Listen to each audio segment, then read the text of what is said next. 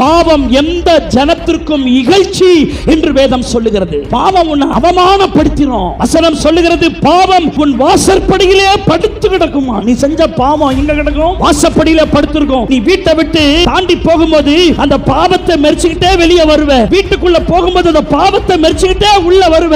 குடும்பம் எங்க சார் உருப்படும்? நீ வெளியே போனாலும் உனக்கு ஆசீர்வாதம் வராது. நீ வெளியிருந்து வீட்டுக்குள் வந்தாலும் ஆசீர்வாதம் வராது. அந்த பாவம் எடுக்கப்பட வேண்டுமானால் அது இயேசு கிறிஸ்து ஒருவரால் மாத்திரமே அது நீக்கப்பட முடியும். வேதவசனம் சொல்ல பாவம் தொடர்ந்து பிடிக்கும்.